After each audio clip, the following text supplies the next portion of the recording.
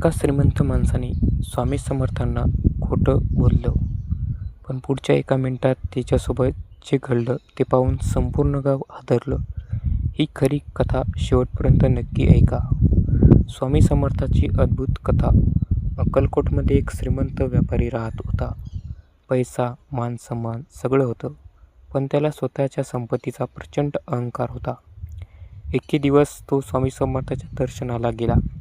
स्वामींनी शांतपणे विचारलं, गरिबांना अन्न करतोस? व्यापाऱ्याने खोटं उत्तर दिलं, हो स्वामी, मी रोज करतोस. स्वामी समर्थ काही बोलले नाही, फक्त स्मितहास्य करून म्हणाले, बर, वेळ आली की सत्य स्वतः बोलेल. दुसऱ्या दिवशी व्यापाऱ्याच्या दुकानात मोठी आग लागली. लाखो रुपयाचे नुकसान झाले. घाबरलेला व्यापारी पुन्हा स्वामी समर्थाकडे धावत आला. डोळ्यात अश्रू घेऊन तो म्हणाला, स्वामी, माझी चूक झाली. मी खोटं बोललो. मी कधीच अन्नदान केले नव्हते. स्वामी समर्थ म्हणाले, संपत्तीचा अभिमान नको. सत्य, दया आणि सेवा हाच खरा धनसंचय आहे. त्या दिवसापासून व्यापाऱ्याने गरिबांना अन्न सुरू केले.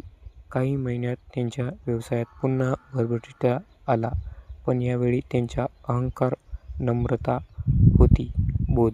स्वामी समर्थांसमोर कितीही असत्य बोलू नका. सत्य, श्रद्धा आणि सेवा यांच्यावर त्यांची कृपा होते. जय जय रघुवीर समर्थ. तुम्ही स्वामी समर्थावर विश्वास ठेवत